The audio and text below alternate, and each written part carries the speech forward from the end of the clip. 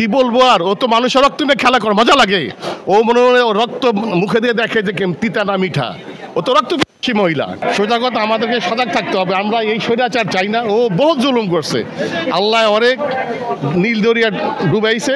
এখন ওর লাশ যেন ওই দেশে না আসে, ওই দেশেই মরুক বাঁচুক।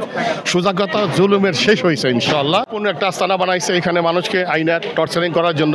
রাজনীতিক ওর বিরুদ্ধে কেউ কথা বললে এখানে নিয়ে আস, তার যে আমরা বিল্ডিংয়ের যে অবস্থা দেখতেছি, এইটাই বোঝায় যে একজন ওর ক্লাব কথা বললো, ওরে সহ গাড়ি সে উঠাই নিয়ে আসলো। ম্যাডামকে ফোন দিল, ম্যাডাম লিফট দেওয়ার নামলো, নামিয়া বললো ম্যাডাম আনছে একে। হ্যাঁ ধর, কী হয়েছে, এই কী ব্যাপার, ওদের প্রয়োজনে চুবা পানি আছে প্রয়োজন। এখানে এটা আরও কিছু হইতো, এখানে টর্চারিং সেলও হইতো, এখানে অফিসও হইতো, এখানে আড্ডা করার জায়গা হইতো, মত এটা সে পুরা তার রাজত্ব এখানে হইতো। এইটা করার তার প্ল্যান ছিল, সেইভাবে কাজটা করছে। কিন্তু আল্লাহ যাকে ধ্বংস করে তাকে ওই যে বলেন না, কে যেন জান্নাত বানাইছিল, এক পা দেওয়ার আগে তার মৃত্যু হয়েছে, সাদ্দাত খান কে ওই রকম ভাবছিল। ও ভাবে নাই যে আমি একদিন এই দেশ থেকে আমাকে বিতাড়িত করবে জনগণ। তো সোজা কথা, এটা ওর একটা আয়না ঘরই ছিল।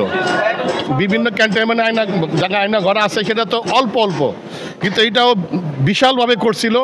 আর জাদুঘরের পাশে অরিয়া এলাকা, ও এখানে বড় হয়েছে, ওটা অরিয়া, ও সব জানে কোথায় কী আছে, অরিয়া সব বুঝা আছে। এটা এই জন্য হচ্ছে এই জায়গাটা করছে, এইটা বলে নিয়ে গেছে সিআইডি করবে। এখন এইখানে প্রশাসনের মধ্যে বিভিন্ন জায়গার মধ্যে আওয়ামী লীগের লোক, এখনও আমার পাশে আওয়ামী লীগের লোক আছে, আমি কি চিনি কে আওয়ামী লীগ আর মনে কি, তাই না? তাহলে কাউকে বিশ্বাস করা যায় না। সোজা কথা, আমাদেরকে সজাগ থাকতে হবে। আমরা এই স্বৈরাচার চাই না। ও বহুত জুলুম করছে, আল্লাহ অনেক নীল দরিয়া ডুবাইছে। এখন ওর লাশ যেন ওই দেশে না আসে, ওই দেশেই মরুক বাঁচুক। সোজা কথা, জুলুমের শেষ হয়েছে ইনশাআল্লাহ। আমরা এটাকে ধরে রাখবো। হ্যাঁ, এটা আয়না ঘরই মনে হয়েছে, আর কোনো যে যাই বুঝাক, এটা টর্চারিং সেল। আয়না ঘর তো মানুষ বলে আয়না ঘর কি, এটা টর্চারিং সেল বানাইছে। এটা বহুতল ভবন, না এটা লিফটের জায়গা, রাইট বাবারে। এখান থেকে একটা ধরেন আমি বিরোধী পার্টির দল করি, তাই না? একটা কথা বললাম, আমার গোপনে গাড়ি উঠে নিয়ে আসলো, নিয়ে এসে ভিতরে ঢুকাই ফেলালো আমার রাত্রের বেলায় গাড়ি সহ। এখানে ম্যাডাম এখান দিয়ে আসলো, লিফটে এসে আমার কাছে বসে বলে, এই বুকে পাড়া দিয়ে করলো, এই শহরের বাচ্চা আমার খেলাফ কথা কস কেন? এরকম করছে না? জেলখানার মধ্যে হাসিনা নিজে যাদেরকে ফাঁসির অর্ডার হয়েছে বলে কি বলে, ওদেরকে বলে নিজে দেখছে দাঁড়ায়। ও তো রক্ত, ও তো কি বলবো আর, ও তো মানুষের রক্ত নিয়ে খেলা করে মজা লাগে। ও মনে হয় রক্ত মুখে দিয়ে দেখে যে তিতা না মিঠা, ও তো রক্ত মহিলা। এইখানে ঠিকই আনতো, মানুষদেরকে প্ল্যান ছিল যে এখানে আনবো, টেবিলের সামনে বসাইবো, হাতুড়ি দিয়ে মারবো নাকি করার দিয়ে কাটবো, যা মন চায় তাই করবো। এখানে চিল্লান দিল, শব্দ বাইরে যাওয়ার মতো না।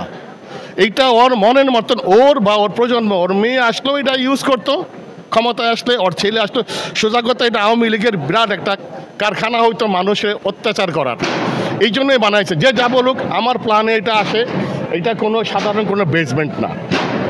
এটার মধ্যে সে আরও রুম করতো পাশে, হয়তো তাদের বসার রুম, আড্ডা করার রুম, ফুর্তি করার রুম, পালানো। এটা একবারে সংসদের ভবনের মতন এমন একটা জায়গা বানাইছে যে কোথায় দিয়ে পালাবে ওরাই জানে, কোথায় দিয়ে আসবে, এবং গাড়ি সহ চলে আসবে। গাড়ির 5টা গাড়ি ঢুকলো, ফট করে পার্কিংয়ে চলে গেল, কোথায় কোন গাড়ি যায় না, ম্যাডাম অমুক জায়গায় আসেন এত নম্বর কক্ষে, বাস। এটা হাসিনার জন্য বানানো হয়েছে, আওয়ামী লীগের জন্য বানানো হয়েছে। সোজা কথা, এটা আওয়ামী লীগের সবাই জানে, মন্ত্রীরা, বড় বড় মন্ত্রীরা, যে ম্যাডাম কি করতেছে, হাসিনার কথা না, এটাই কথা, আর কিচ্ছু না।